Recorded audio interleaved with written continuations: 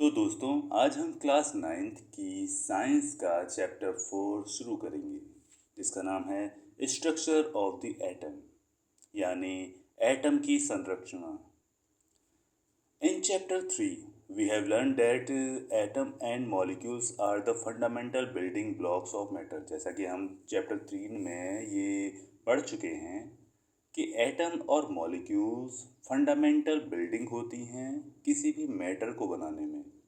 The existence of different kinds of matter is due to different atoms। Existence of different kind of matter is due to different atoms। अलग अलग atoms के कारण ही ये अलग अलग तरह के मैटर जो होते हैं उनका अस्तित्व रहता है। नाउ द क्वेश्चन अराइज, अब हमारा सवाल ये उठता है, what makes the atom of one element different from the other atoms of another element. कहने का तात्पर्य ये है कि हर एक चीज़ जो भी बनी है, जैसे ये पेन बनी है या फिर ये किताब बनी है या हम डिवाइस से कर रहे हैं तो मोबाइल बना है, ये सब एटम से बना है। अब जब सब चीज़ एटम से बनी है तो इन सब की शेप साइज कैसे अलग अलग है या मटेरियल अलग अलग कैसे है। तो ये कारण ये है कि सबके अपने अपने एलिमेंट्स होते हैं और हर एलिमेंट का अपना अपना एटम होता है, या फिर ये कहें कि हर एलिमेंट वो अलग अलग एटम से बनकर बना है। What makes the atom of one element differ from the atom of another element? Second, are atoms really indivisible, as proposed by Dalton, or are there smaller constituents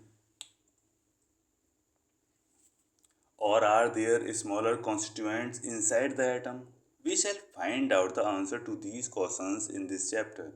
We will learn about subatomic particles and the various models that have been proposed to explain how these particles are arranged within the atom।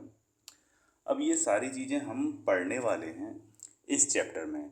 A major challenge before the scientists at the end of the 19th century was to reveal the structure of the atom as well as to explain its important properties।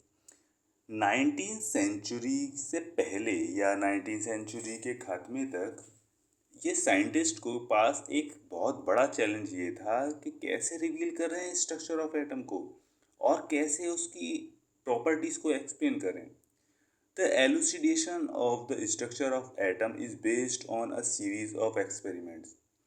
तो structure, atom का structure ये बनाने की जो कल्पना रही या जो ये हमने बनाया, ये कैसे बनाया, तो ये है बहुत सारे एक्सपेरिमेंट की देन।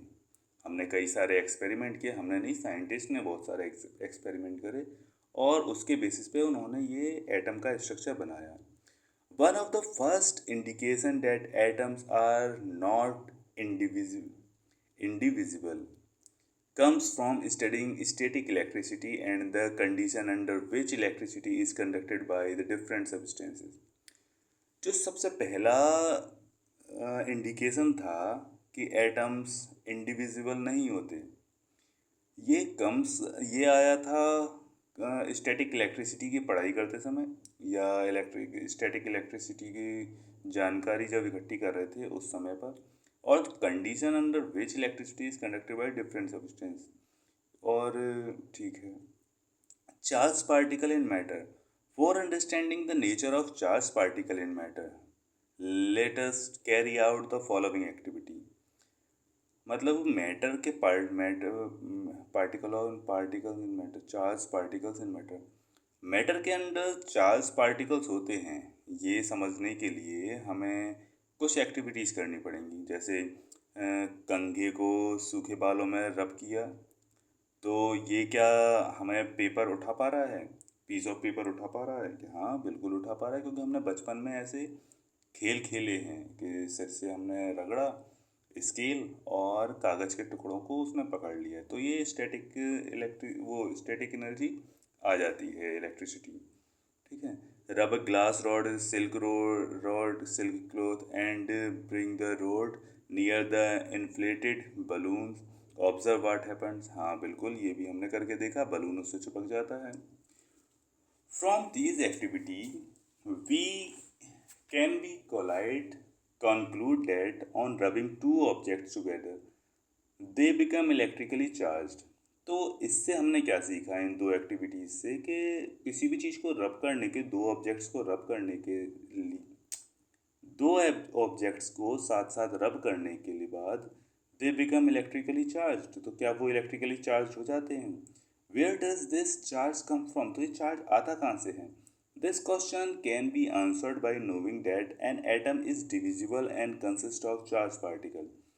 अब ये क्वेश्चन आंसर भी दे सकता है जब हमें ये पता हो कि एक एटम डिविजिबल होता है और कंसिस्ट करता है चार्ज पार्टिकल्स। मतलब कि हाँ, अब ये तब जब हमने ये दोनों एक्सपेरिमेंट किए, इन दोनों एक्सपेरिमेंट्स करने के बाद हमें ये तो पता चला कि कुछ किन्हीं भी दो चीज़ों को अगर हम रब करते हैं तो हमारे पास क्या चार्ज आ जाता है, इलेक्ट्रिकली चार्ज प्रोड्यूस हो जाता है। तो हम कहेंगे कि चार्ज प्रोड्यूस हो जाता है वो तो ठीक है, लेकिन ये चार्ज आता कहाँ से है? तो चार्ज आएगा तब जब एटम के अंदर वो डिवाइडेड वो चार्ज हों या एटम चार्ज से कंसिस्ट करता हो, बना हुआ हो डिफरेंट चार्ज से। Many scientist contributed in revealing the presence of charge particle in an atom.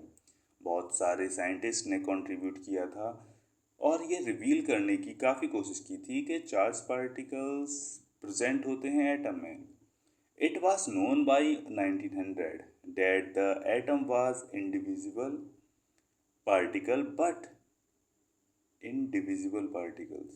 but contained at least one subatomic particles। ये 1900 में के करीब एक साइंटिस्ट रहे थे। उन्होंने ये प्रपोज किया था कि एटम वाज इंडिविजिबल, मतलब कि एटम को कोई तोड़ नहीं सकता, ठीक है, लेकिन इसके अंदर कम से कम एक सब एटॉमिक पार्टिकल होता है, the electron identify by J Thomson. तब इन्होंने बोला कि जो एक आइडेंटिफाई जो रहता है सब एटॉमिक पार्टिकल, वो उसे हम नाम देंगे इलेक्ट्रॉन। ये खोज की थी जे थॉमसन ने। Even before the electron was identified, E Goldstein in 1886 discovered the presence of new radiations in a glass discharge and called them canal rays।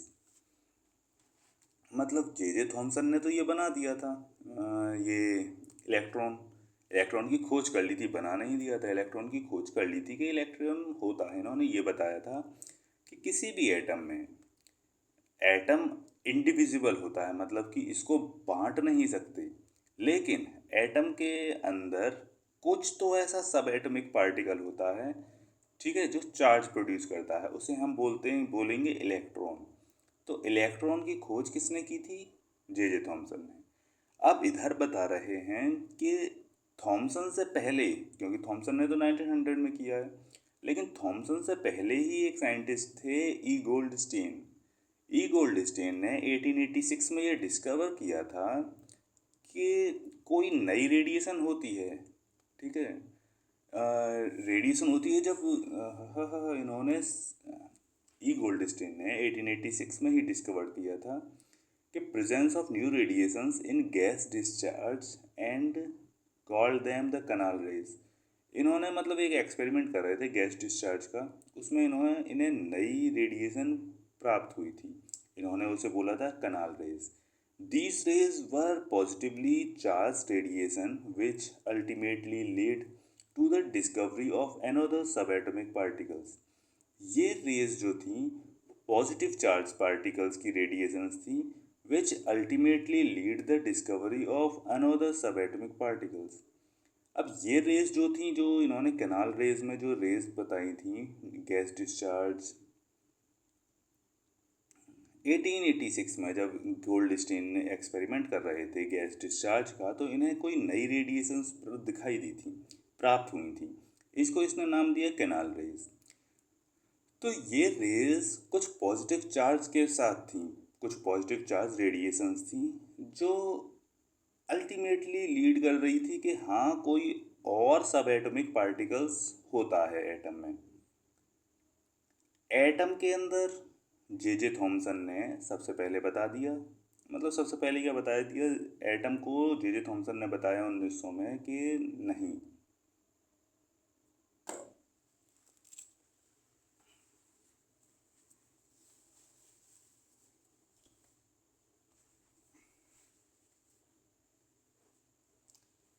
देखिए, हुआ कुछ ऐसा है, 1900 में जब एटम मतलब कि एटम के बारे में जब खोज चल रही थी या एटम के बारे में जब स्टडीज चल रही थी, तो अलग अलग साइंटिस्ट आए।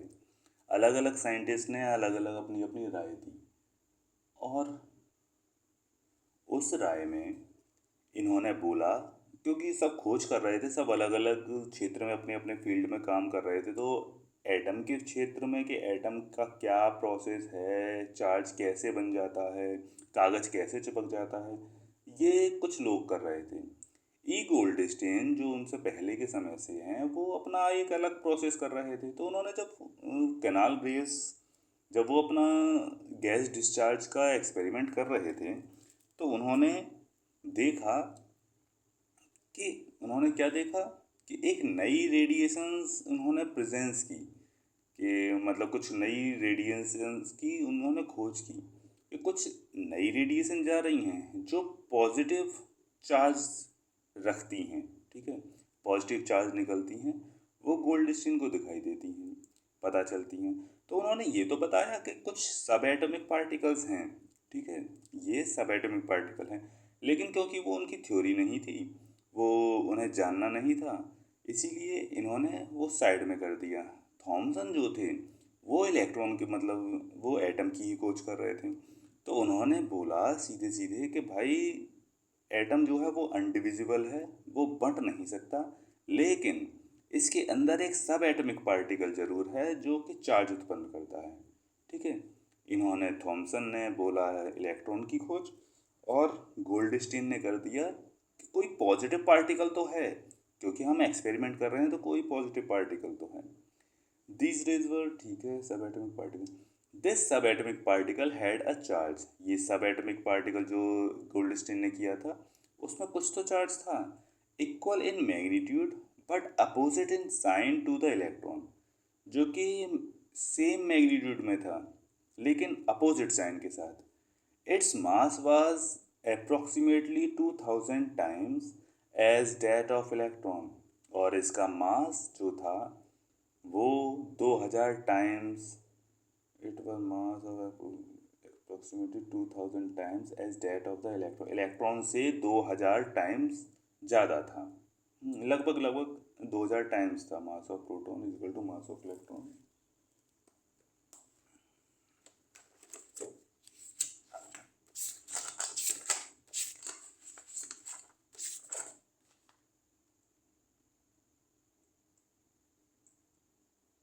मास of proton is equal to 2000 mass of electron.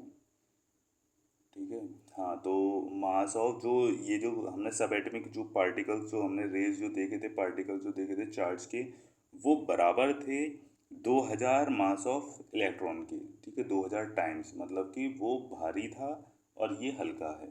Electron हल्का है, प्रोटॉन भारी होता है। It was given the name of proton, और इसको प्रोटॉन नाम दे दिया गया। In general an electron is represented by E negative and a proton P positive. The mass of proton is taken as 1 unit and its charge are +1. The mass of electron is considered to be negligible and its charge is -1. ठीक है, charge इसका electron का -1 रखते हैं और उसका +1 रखते हैं। It seems that the atom was composed of protons and electrons. अब ये दिखाई देता है, ऐसा लगता है कि प्रोटॉन और इलेक्ट्रॉन से ही एटम बना है, म्यूचुअली बैलेंसिंग देयर चार्ज, कि ये अपने चार्ज को बैलेंस कर रहे हैं। It also appear that the protons were in the interior of the atom, और ये भी हमें पता चला कि प्रोटॉन जो है वो एटम के बहुत अंदर है, अंदर रहता है। For various electron could easily be removed of but not proton, इसीलिए इलेक्ट्रॉन आसानी से रिमूव हो जाता है लेकिन इलेक्ट्रॉन नहीं। मतलब इलेक्ट्रॉन आसानी से रिमूव हो जाता है, प्रोटॉन नहीं। Now the big question was, what sort of structure did these particles of atom form. तो अब सवाल ये है कि क्या ऐसा स्ट्रक्चर होगा कि ये पार्टिकल्स एटम के फॉर्म में आ जाते हैं। We will answer to the this question below. ठीक है, the structure of an atom. Question है what are canal rays. Canal rays क्या है? कनाल रेज ये ई गोल्डस्टीन ने 1886 में डिस्कवर्ड किया था और वहाँ पर इन्होंने नई रेडिएशंस फाइंड की थी गैस डिस्चार्ज के दौरान। उसको बोला जाता था canal rays. If an atom contains one electron and one proton will it carry any charge or not. अगर कोई एटम कंटेन करता है एक इलेक्ट्रॉन और एक प्रोटॉन को, तो क्या वो कोई चार्ज कैरी करेगा या नहीं? नहीं। अगर एक एटम किसी इलेक्ट्रॉन या प्रोटॉन को ही कैरी कर रहा है तो वो कोई और चार्ज नहीं करेगा, क्योंकि इलेक्ट्रॉन नेगेटिव है, प्रोटॉन पॉजिटिव है, वो कैंसिल आउट हो जाएंगे। The structure of atom. We have learn Dalton's atomic theory in chapter 3। हमने थर्ड चैप्टर में डाल्टन की एटॉमिक थ्योरी पढ़ी थी, which suggests that the atom was indivisible and indestructible. But the discovery of two fundamental particles, electron and proton, inside the atom led to the failure of this aspect of Dalton's atomic theory. हमने chapter third में पढ़ा था कि Dalton की atomic theory जो हमें बताती है कि एटम जो था वो बट नहीं सकता था और इसे बर्बाद नहीं किया जा सकता था। लेकिन डिस्कवरी ऑफ दो फंडामेंटल पार्टिकल्स इलेक्ट्रॉन और प्रोटॉन के आ जाने के बाद कि इलेक्ट्रॉन और प्रोटॉन एटम के अंदर होते हैं, ये बताता है कि डाल्टन की जो एटॉमिक थ्योरी थी वो पूरी तरह से फेल हो गई। It was then considered necessary to know how electron and proton are arranged within an atom. अब ये सोचने वाली बात थी कि भाई इलेक्ट्रॉन और प्रोटॉन एटम के अंदर कैसे अरेंज होते हैं। For explaining this many scientist proposed various atomic models. बहुत सारे साइंटिस्ट ने अलग अलग एटॉमिक मॉडल प्रपोज किए। J Thomson was the first one to propose a model for the structure of atom. J Thomson पहले थे जिन्होंने स्ट्रक्चर ऑफ एटम बताया। थॉमसन का model of atom. Thomson proposed the model of an atom to be similar to that of a Christmas pudding। मतलब इन्होंने Thompson ने एक model बनाया और उन्होंने बिल्कुल वैसा ही बनाया जैसे क्रिसमस पुडिंग होता है। क्रिसमस पुडिंग मतलब एक केक तरह का होता है जिसमें कुछ डाल, आपने भी बचपन में खाया होगा। एक केक होता था जिसमें लाल या हरी चेरी डाल दी जाती थी, वैसा Christmas pudding. The electrons in a sphere of positive charge were like currants, मतलब ये ड्राई फ्रूट होता है in a spherical Christmas pudding. We can also think of a watermelon. The positive charge of atom is spread all over like the red edible part of the watermelon, while the electrons are studied in the positively charged sphere like the seeds in the watermelon। Thomson का model watermelon model था, या फिर क्या बोलते हैं Christmas pudding model बोल सकते हैं। तो जैसा हमने तरबूज वाटरमेलन हमने देखा है, उसका जो लाल हिस्सा होता है, इन्होंने बोला कि जो लाल हिस्सा होता है वैसा ही पड़ा रहता है प्रोटॉन, और जो बीज वाले होते हैं, जैसे बीज होते हैं वैसे ही कहीं कहीं पर इलेक्ट्रॉन उसमें भरे हुए रहते हैं। ये स्ट्रक्चर ऑफ एटम है जो थॉमसन का मॉडल था। थॉमसन ने प्रपोज किया कि an atom consist of a positively charge sphere and the electrons are embedded in it.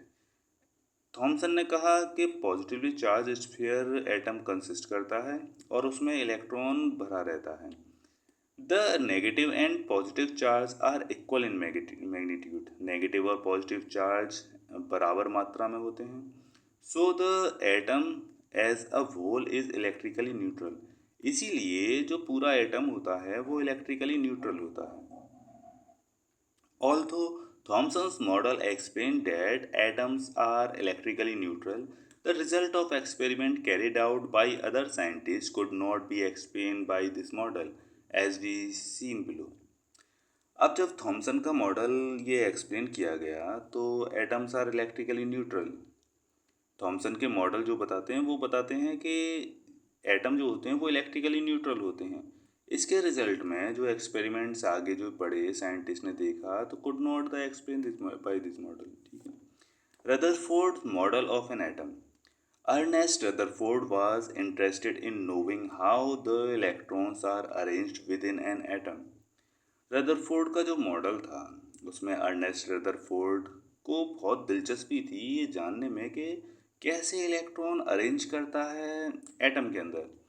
Rutherford design an experiment for this. Rutherford ने एक एक्सपेरिमेंट डिजाइन किया। In this experiment fast moving alpha particles were made to fall on a thin gold foil. मतलब उन्होंने alpha particles, fast moving alpha particles को एक पतली gold की foil पर गिराना शुरू किया, बम्बार्डमेंट किया। He selected a gold foil because he wanted as a thin layer as possible.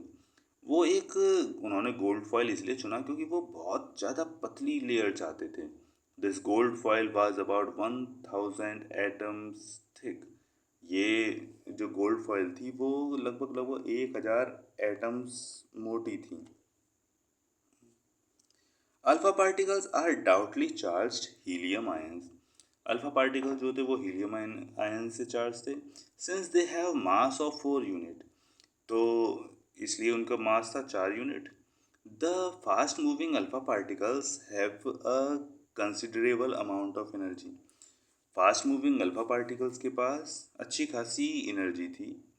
It was expected that alpha particles would be deflected by the subatomic particles in the gold atoms, since the alpha particles were much heavier than the proton. He did not expect to see large deflection. ये expect किया जा रहा था कि alpha particles would be deflected by the subatomic particles in the gold atoms, क्योंकि तब तो ये था ना कि अल्फा पार्टिकल्स पर कुछ ज़्यादा ही हैवियर होते हैं प्रोटॉन से। He did not expect to see large deflection. उन्होंने सोचा कि ज़्यादा डिफ्लेक्शन हमें नहीं मिलेगा।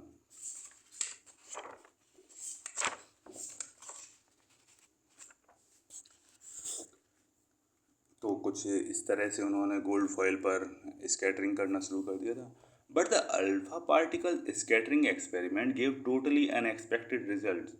लेकिन इधर हमें बिल्कुल ही अनएक्सपेक्टेड रिजल्ट्स मिले। The following observation were made. Most of the fast moving alpha particle pass straight through the gold foil. बहुत ज़्यादातर जो अल्फा पार्टिकल्स थी वो सीधे सीधे चली जा रही थी।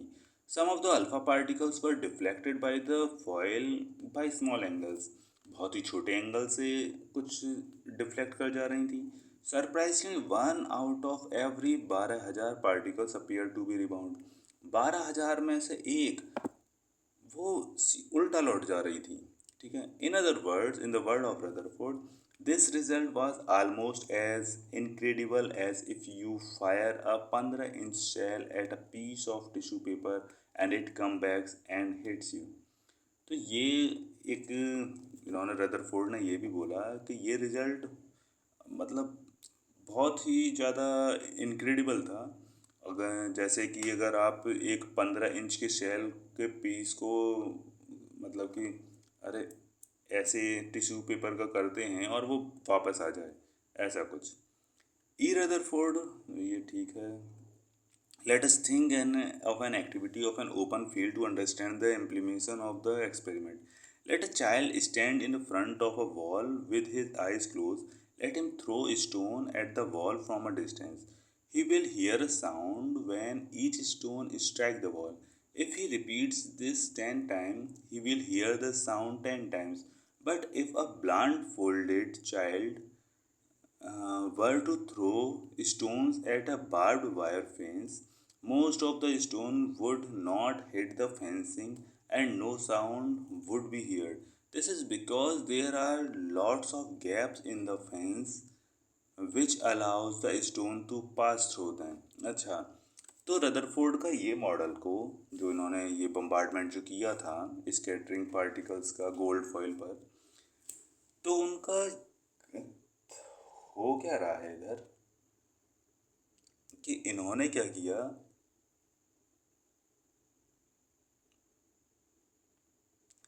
कि इन्होंने जैसे हम एक खाली ग्राउंड में किसी बच्चे को खड़ा कर देते हैं और उस बच्चे को खड़ा कर देते दीवार के सामने और उससे कहते हैं भाई पत्थर मार। वो पत्थर मारेगा, आवाज़ आएगी, आंख बंद करके मारेगा, पत्थर से आवाज़ आएगी। मतलब दीवार में जब पत्थर टकराएगा तो आवाज़ आएगी। अब यही, अब जो फेंसिंग जो होती है, जो तारें जो खिंची रहती हैं, ठीक है, उनके सामने किसी लड़के को खड़ा कर दिया जाए और उससे बोला जाएगा भाई तू पत्थर मार। वो जो है पत्थर मारेगा तो ज़्यादातर पत्थर पार हो जाएंगे, मतलब पार ही हो जाएंगे, है ना। और कभी कभी ऐसा होगा कि कभी वो स्ट्राइक कर जाएगा पत्थर, और छू के उस तार को छू के निकल जाएगा। कभी कभी ऐसा होगा कि पत्थर सटीक उस तार के सेंटर में पड़ेगा और बाहर आके गिर जाएगा। ठीक है, कभी कभी ऐसा होगा। तो ये उन्होंने बोला कि ये इसलिए हो रहा है क्योंकि बहुत सारा एरिया जो है वहाँ पे खाली पड़ा है। ठीक है, वो भरा हुआ नहीं है, खाली पड़ा है। अगर खाली नहीं पड़ा होता तो वो क्या होता भाई। ठीक है, खाली पड़ा है इसलिए तो ये खाली हो रहा है, जा रहा है, और कहीं कहीं पे कभी कभी वो पीछे आ जा रहा है। Most of the space inside the atom is empty because most of the alpha particles pass through the gold foil without getting deflected. Very few particles were deflected from their path, indicating the positive charge of the atom occupied very little space. A very small fraction of alpha particles were deflected by 180 degree, indicating that the all positive charge and mass of the gold atoms were concentrated in very small volume within an atom. ठीक है, वही हमने बताया अभी। From the data, he also calculated that the radius of the nucleus is about 10 to power 5 times less than the radius of an atom. इन्होंने ये data में calculate किया कि जो न्यूक्लियस का जो ये रेडियस है वो 10 to the power 5 टाइम्स कम है रेडियस एटम के रेडियस से। On the basis of his experiment, Rutherford put forwards a nuclear model of an atom. अब इन्होंने इस एक्सपेरिमेंट पे न्यूक्लियर मॉडल, एटम का न्यूक्लियर मॉडल बनाना शुरू किया, which have the following features. There are positively charge centre in an atom called nucleus. इन्होंने एक सेंटर बनाया, उसको न्यूक्लियस नाम दिया। Near by all the mass of an atom resides in the nucleus. ठीक है, और सारा मास जो है वो एटम का न्यूक्लियस में ही रहता है। The electrons revolves around the nucleus in circular path. Electron जो रिवॉल्व करते हैं न्यूक्लियस के सर्कुलर पाथ में। The size of the nucleus is very small as compare to the size of atom. Nucleus का साइज बहुत कम होता है कंपेयर करते हैं साइज ऑफ एटम, एटम के साइज से। Drawback of Rutherford model of atom. अब रदरफोर्ड के मॉडल में कमियां क्या थी। The revolution of the atom in a circular path is not expected to be stable. Any particles in a circular orbit would undergo acceleration. During acceleration, charged particles would radiate energy, thus, the revolving electron would lose energy and finally fall into the nucleus. If this were so, the atoms would be highly unstable and hence matter would not exist in the form that we know. We know that atoms are quite stable. अब इस Rutherford model की जो कमियां थी वो क्या थी भाई, वो ये थी कि इनका कहना है कि न्यूक्लियस तो सेंटर में रहता है और सारा मास एटम का न्यूक्लियस में होता है। इलेक्ट्रॉन जो है वो चक्कर काटता रहता है।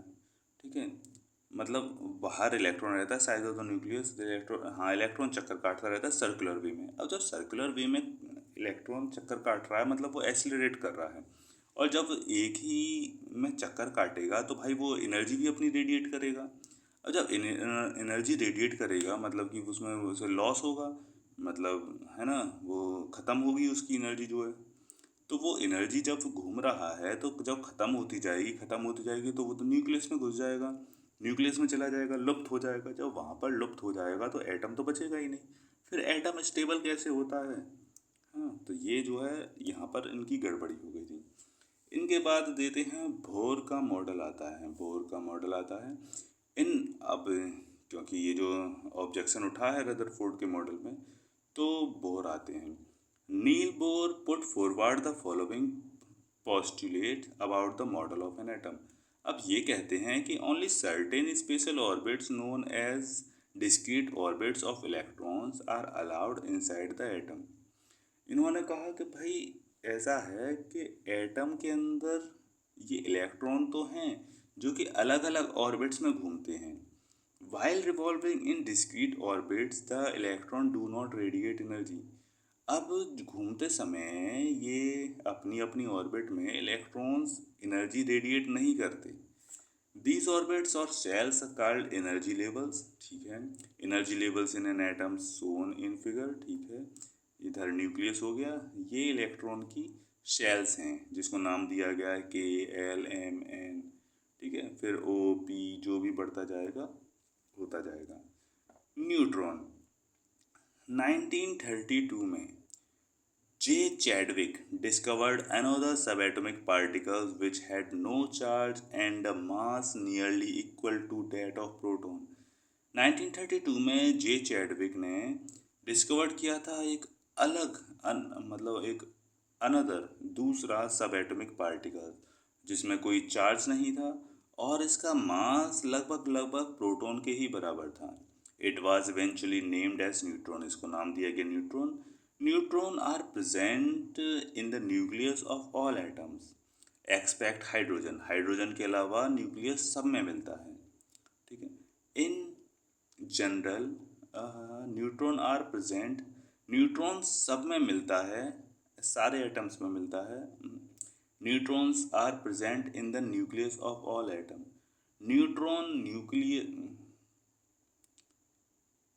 न्यूट्रॉन सभी एटम्स के न्यूक्लियस में प्रेजेंट रहता है सिवाय हाइड्रोजन को छोड़कर. ठीक है. In general, a neutron is represented by n. The mass of an atom is therefore given by the sum of the masses of proton and neutron presented in the nucleus. How are electrons distributed in different orbits या cell? The distribution of electrons into different orbits of an atom was suggested by Bohr and Bury. ठीक है. अब ये बोला जाता है कि electron कैसे हाउ आर इलेक्ट्रॉन्स डिस्ट्रीब्यूट करता है अलग अलग डिफरेंट ऑर्बिट्स में. The distribution of electrons into ये बोर और बरी ने बताया था हमें. The following rules are follow for writing the number of electrons in different energy level और shells. The maximum number of electrons present in the shell is given by the formula 2 मतलब 2n square where n is the orbital number of energy level 1 2 3. hence the maximum number of electron in different cells जैसे first orbit में k के लिए होगा 2 into n की power 2. ठीक है. मतलब 2 इंटू 1 का स्क्वायर 2 हो जाता है. सेकेंड ऑर्बिट के लिए 2 इंटू 2 की पावर मतलब n इज इक्वल टू 2. ठीक है. तो 2 दूनी 4 दूनी 8. फिर आ जाएगा 3 तो 3 3 या 9 2 या 18. फिर आ जाए 4 तो 4 चौके 16 सेकेंड 2 या 32. ठीक है. And so on. The maximum number of electrons that can be accommodated in the outer most orbit is 8. जो मैक्सिमम जो रहेंगे बाहर आउटर सेल में वो रहेंगे 8 इलेक्ट्रॉन्स. ठीक है. Electrons are not accommodate in a given cell unless the inner cell are filled, that is the cell are filled in a stepwise manner. Electrons कभी खाली सा नहीं रहेगा मतलब वो ठीक ठाक करते हैं और वो मैक्सिमम 8 रहेगा बाहर की तरफ और unless the inner shell are filled और वो तब तक रहेगा जब तक कि उसकी अंदर वाली सेल जो है वो पूरी तरह से भर नहीं जाती. Atomic structure of the first 18 elements so दिखा रहा है ये पहले. आपको टेबल याद होगा. ये जो टेबल दिया गया है वो पूरी तरह से याद होगा उम्मीद करते हैं. हाइड्रोजन 1, हीलियम 2, लिथियम 3 होते हैं. ठीक है. तो 1 2 3. अब जैसा कि हमने पता है कि पहली जो आएगी उसके वो आएगी 2 फिर 8 फिर 18 और फिर 32 होनी चाहिए. के एल एम और एन ये इस तरह से है. तो ये हमारी चल रही है के और एल. यहाँ 2 हो गया उसके बाद ही एल पर गए हैं. इधर 2 हो गए फिर 2 2 4 बेलियम. ठीक है. ये जाते हैं. इधर हम देखते हैं न्यून में 2 1 2 3 4 5 6 7 8 ये न्यून तक हो गया. ठीक है. मतलब कि 8. अब इसके बाद जो आएगा वो आएगा एम मतलब कि नई शेल. तो 2 8 1 11 सोडियम. ठीक है. 2 फिर 3 फिर 4 5 6 7 8 आर्गन में 8 मतलब कि 2 8 18 18. ठीक है.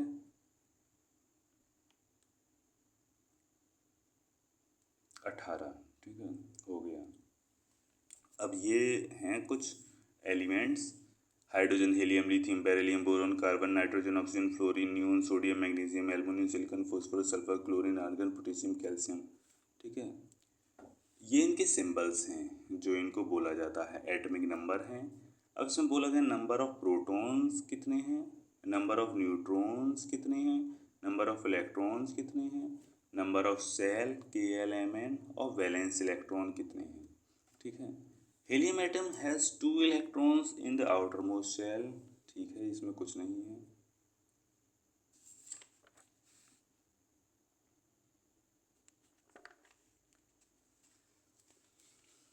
The combining capacity of the atoms of elements, that is their tendency to react and form molecules with atom of the same or different elements, was thus explained as an attempt to attain a fully filled outermost shell. ठीक है, ये वही है जो अभी अभी हमने देखे थे कि आउटर मोस्ट जब तक नहीं भरेगा, शेल जब तक नहीं भरेगा तब तक आउटर मोस्ट में, जैसे कि हमारा ये था, नियोन था। ठीक है, नियोन हमारा पूरा हो गया था। अब सोडियम में ऐसा नहीं कर सकते कि इधर से बाहर हमने 2 कर दिया 3 कर दिया, नहीं, वो तब तक नहीं करेंगे जब तक हमारा दूसरा वाला भर नहीं जाता। ठीक है, उसके बाद ही हम जाएंगे। तो पहले क्रम वाइज चलेंगे, 2, 8, 18 फिर 32। ठीक है। Atomic number and mass number. Atomic number क्या होता है? We know that proton are present in the nucleus of the atom. हमें पता है कि प्रोटोन न्यूक्लियस में प्रेजेंट होता है। It is the number of proton of an atom which determines its atomic number. It is denoted by Z. All atoms of an element having the same atomic number, Z. ठीक है। In fact, elements are defined by a number of a proton they possess. For hydrogen, Z is equal to 1 because in hydrogen atom only one proton is present in the nucleus. Similarly, for carbon, Z is equal to 6. Therefore, the atomic numbers is defined as the total number of protons present in the nucleus of an atom. ठीक है, ठीक है, कोई परेशानी नहीं है। Mass number. After studying the particle properties of the subatomic particles of an atom, we can conclude the mass of an atom is practically due to the proton and neutron alone. These are present in the nucleus of an atom, hence proton and neutron are also called nucleons. ठीक है, हमने ये study के बाद हमने ये जाना कि सब एटॉमिक पार्टिकल्स होते हैं एटम में। अब उनको हम प्रपोज करते हैं, कंक्लूड करते हैं, mass of atom is practically due to the proton of electron. तो हम ये बोलते हैं कि मास ऑफ एटम जो होता है, मास ऑफ एटम ये होता है प्रोटॉन और न्यूट्रॉन के कारण।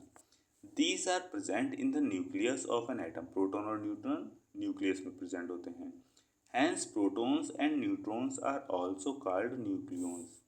प्रोटॉन और न्यूट्रॉन जो होते हैं वो न्यूक्लियंस पर होते हैं। Therefore, the mass of an atom resides in its nucleus. For example, mass of carbon is 12 unit because it has 6 protons and 6 neutrons. तो 12 unit. Similarly, the mass of aluminium is 27 unit, 13 proton और 14 neutrons होते हैं। The mass number is defined as the sum of the total number of protons and neutrons present in the nucleus of the atom. It is denoted by A. In the notation for an atom, the atomic number, mass number and symbol of the element are to be written as mass number, symbol of element, atomic number. तो हम कभी भी देखेंगे, हम इस तरह से देखेंगे, ऊपर मास नंबर होता है, नीचे एटॉमिक नंबर होता है और ये सिंबल होता है, मास, एटॉमिक नंबर और मास। ठीक है। आइसोटोप किसे बोलते हैं? आइसोटोप बोलते हैं, बहुत आसान बताते हैं, आइसोटोप बोलते हैं some elements same atomic number, जिनके पास सेम एटॉमिक नंबर होता है लेकिन डिफरेंट मास नंबर होते हैं। बस इतना ही है। जैसे क्या कहते हैं, हाइड्रोजन में होते हैं 3 एटॉमिक स्पेसेस होते हैं, प्रोटियम, ड्यूटेरियम और ट्रिटियम। तो जिसका एटॉमिक मास जो है वो सेम है। ठीक है, मतलब हाइड्रोजन है, हाइड्रोजन के ही अलग अलग सेम एटॉमिक नंबर तो होंगे। ठीक है, सेम एटॉमिक नंबर हैं तीनों की, लेकिन अलग अलग मास नंबर हैं। और मास नंबर के कारण ही इनका नाम भी चेंज कर दिया गया है। प्रोटियम में 1 है, ड्यूटेरियम में 2 मास नंबर है और ट्रिटियम में 3। The atomic number of each one is 1 but the mass number is 1, 2 and 3। For example other देख लो, कार्बन का 6 है और 12 है, 6 है 14 है, क्लोरीन का 17 और 35 होता है, 17 और 37 है, एटसेट्रा। तो इन्हें बोलते हैं आइसोटोप, जिनका सेम एटॉमिक नंबर होता है लेकिन डिफरेंट एटॉमिक मास होता है। आइसोबार क्या बोलते हैं? आइसोबार बोलते हैं जिसमें एटम पर the mass number of the both, हाँ, जिसमें एटॉमिक नंबर जो है डिफरेंट होता है और मास नंबर जो होता है वो सेम होता है। That is the total number of atom of different element different. ये रहा, atoms of the different elements with different atomic mass number which has same mass number। हाँ, तो जो एटॉमिक, हाँ हाँ हाँ हाँ, जिन एलिमेंट्स के पास डिफरेंट एटॉमिक नंबर्स होते हैं और सेम मास नंबर होता है, डिफरेंट एटॉमिक नंबर होगा और सेम मास नंबर होगा, उसे बोलेंगे आइसोबार। यहाँ पर हमारा ये चैप्टर ख़त्म हो जाता है। ठीक है।